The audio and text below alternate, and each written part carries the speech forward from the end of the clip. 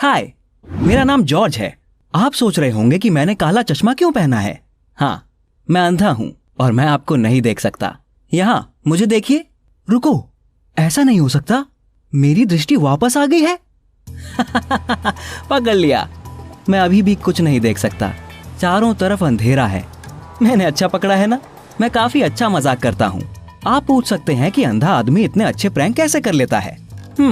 तो सुनिए मेरी कहानी को और अंत में आपको पता चलेगा कि पागल चीजों का क्या अंजाम होता है। आपको सुनकर हैरानी होगी, पर मैं हमेशा से अंधा नहीं था। मैं सामान्य बच्चों की तरह तेज नजरों के साथ बड़ा हुआ। अगर सोचो तो इतना भी सामान्य नहीं। मैं काफी शरारती था और मेरी शरारतों के कारण हमेशा किसी मुसीबत में फंस जाता था। मेरे माता पिता और मेरी बहन जूली हमेशा मुझे पुलिस स्टेशन से उठाते थे, जहाँ मैं शरारत के कारण पहुँच जाता था। मैं मेरे पड़ोसी की बिल्ली को हरा रंग देता था और किसी के टायर का पंचर कर देता था। मैंने तब काफी शरारतें की। उस समय इसमें काफी मजा आता था। मुझे ये कभी महसूस नहीं हुआ कि इससे कितने लोगों को परेशानी होती होगी। एक क्रिसमस मैंने तय किया कि ऐसी आतिशबाजी करूंगा कि सब लोगों को मजा आ जाएगा। जितने ज्यादा पटाखे उतना मजेदार। बराबर। मैंने आंगन में रॉकेट और पटाखे इकट्ठे किए और उन्हें बांध दिया। सब चुपचाप हो रहा था ताकि सरप्राइज खराब ना हो सके। और फिर मैं उसे जलाने के लिए आगे बढ़ा। एक जोरदार धमाका हुआ और मैं दूर जा गिरा। हाँ, पूरी गली ने वो आतिशबाजी देखी। ये सच में देखने जैसी बात थी। कम से कम उन्होंने तो यही कहा था, क्योंकि मैं देख नहीं सकता था। उस तेज रोशनी ने मेरी आंखों को जला दिया था। मेरे माता पिता सदमे में थे और तबाह हो चुके थे। पटाखों से नहीं, पर डॉक्टर के कहने से। उसने उन्हें बताया कि मैं अंधा हो गया हूँ और मैं बड़ा होने तक कोई ठीक करने वाली सर्जरी नहीं कर सकते थे। मुझे मेरे माँ के रोने की आवाज आ रही थी। ये क्रिसमस पर मेरा गिफ्ट था जो मैंने अपने आप को दिया। मेरी जिंदगी बदल गई। मुझे चीजें दोबारा सीखनी पड़ी। बिस्तर ठीक करना, नहाना, खाना। मेरी प्यारी बहन जूली ने मेरी काफी मदद की।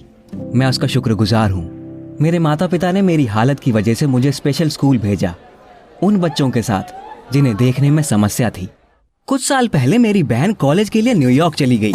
मैं अपने माता पिता के साथ ही था। एक दिन मेरे डॉक्टर ने हमें कॉल किया और कहा कि एक नई टेक्नोलॉजी आई है जिससे मेरी दृष्टि वापस आ सकती है। मेरे माता पिता बहुत उत्सुक हो गए और कुछ ही दिनों में मुझ पर सर्जरी की गई। मुझे नहीं पता था कि ये काम करेगा या नहीं, पर मैं सिर्फ उसे आजमाना चाहता था।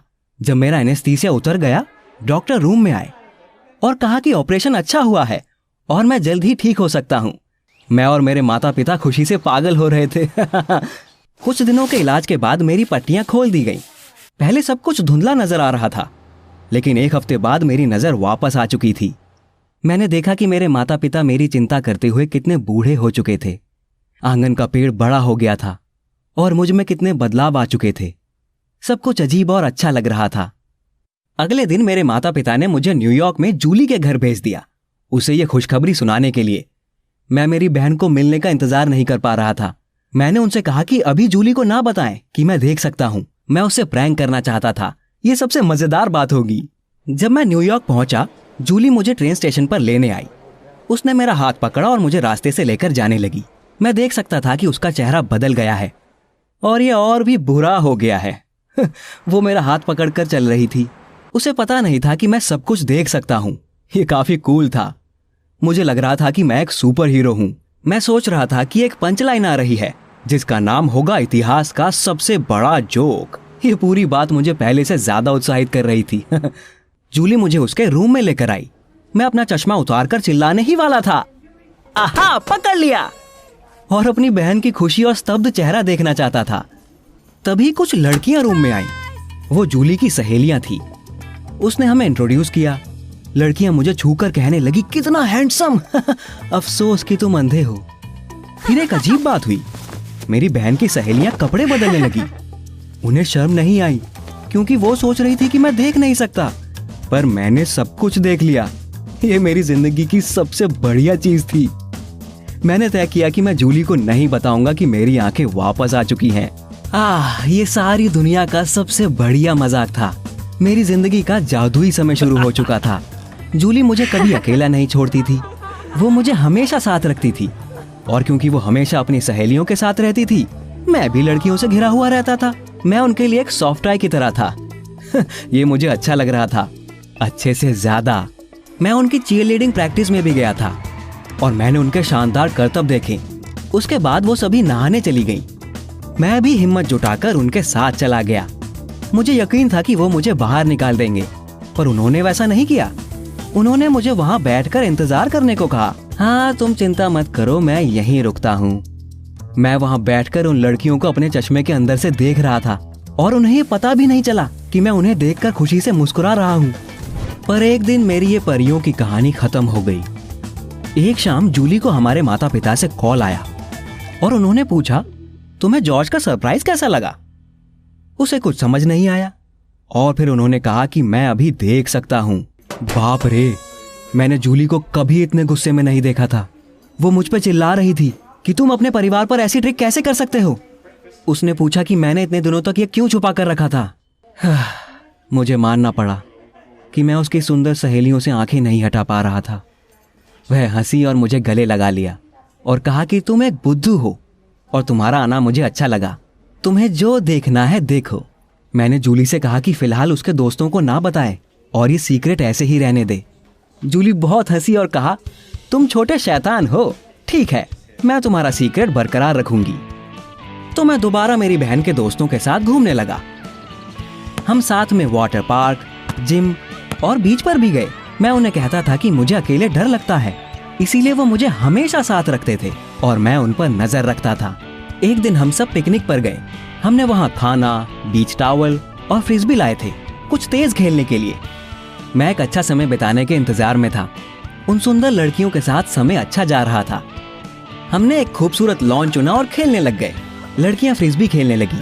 मैंने कहा कि मैं भी खेलना चाहता हूँ। मैं अंधा होने का नाटक कर रहा था और लॉन में भागते हुए लड़कियों से जानबूझकर टकरा जाता था। मुझे उन पर गिरना अच्छा लग रहा था और फिर मैं उनसे माफी मांग लेता था। उन्हें जरा भी शक नहीं था और वे हंसते हुए खेलना जारी रखती थी। मैं थोड़ा ज्यादा ही खेलने लग गया और मैंने ध्यान देना बंद कर दिया। अचानक मैंने एक पत्थर नहीं देखा। मैं उस पर फिसला और पेड़ पर जा गिरा। सब कुछ इतनी जल्दी हो गया कि मैं मेरे हाथों से खुद को संभाल भी नहीं पाया और मेरा चेहरा एक पेड़ से टकरा गया। इस झटके से मेरा चश्मा टूट गया और अंधेरा फैल गया। मुझे लड़कियों की चीखें सुनाई दी। मेरी बहन रो रही थी। मैंने महसूस किया कि कोई मुझे उठाकर कहीं ले जा रहा है। मुझे याद है कि गाड़ी बहुत तेज चल रही थी, डॉक्टरों की आवाजें, पर मैं कुछ देख नहीं पा रहा था। क्या आपने अंदाजा लगाया कि क्या हुआ होगा? उस चश्मे की नुकीली कांच ने मेरी आंखों को चोट पहुंचा दी। मुझे कोई दर्द भी महसूस नहीं हुआ। मैं जो हो रहा है उससे सदमे में था। मुझे हॉस्पिटल में फर्स्ट एड दिया गया और दोबारा अपने शहर भेज दिया गया। मैं मेरे माता पिता की चिंता भरी आवाजें सुन पा रहा था। मेरी माँ रो रही थी और मेरे पिता उन्हें शांत रहने के लिए कह रहे थे। वो पूछ रहे थे कि यह कैसे हुआ और उन्हें विश्वास नहीं हो रहा था कि मैं फिर से कुछ भी नहीं देख पा रहा हूं। अगले दिन हम दोबारा उस डॉक्टर को मिलने गए जिन्होंने मेरा ऑपरेशन किया था। उसने मेरी आंखें देखी और कहा कि मैं फिर से अंधा हो गया हूं और इस बार हमेशा के लिए। मेरे माता पिता रोने लग गए पर मैं शांत था। उस शाम मेरी माँ के सीने में दर्द होने लगा। मेरे पिता ने एम्बुलेंस को कॉल किया। डॉक्टर्स बोल रहे थे कि यह हार्ट अटैक था और मेरी माँ को अस्पताल ले जाया गया। मैं रोना चाहता था पर मैं रो नहीं पाया क्योंकि ये मेरी गलती थी। अगर मैं पटाखों से नहीं खेलता, अगर मैं अंधे होने का नाटक नहीं करता तो ये सब नहीं होता। अभी मुझे समझ आ रहा है कि अपने प्रियजनों को मेरे प्रैंक से कितना दुख पहुंचा। मैं सब ठीक करना चाहता था पर कुछ नहीं कर सकता था। मैं सिर्फ ये प्रार्थना कर सकता था कि मेरी माँ ठीक हो जाए। उस दिन मैंने अपने आप से वादा किया कि अभी कभी ऐसे बेवकूफ़ी वाले जोक्स वापस नहीं करूंगा। तो ये थी मेरी कहानी। अब आपको पता चला कि पागलपनों वाली हरकतें कहाँ पहुंचाती हैं। उसका दर्द और जो परेशानी हमारे प्रियजनों को होती है। ये शर्म की बात है कि आपको ये बहुत देर से समझ आती है। भले ही मैं देख नहीं सकता पर मैं जानता हूं कि आप क्या सोच रहे हैं। आपको शायद वो सारी बातें याद आती होंगी जो आपने नहीं करनी चाहिए थी। वो बातें जिनसे अपने परिवार और दोस्तों को तकलीफ हुई। मैंने अपनी सारी गलतियां बता दी हैं। अब आपकी बारी। चैनल को सब्सक्राइब कीजिए और आपकी कहानियां बताइए क्योंकि मैं समझता हूं कि मैं इसमें अकेला नहीं हूं।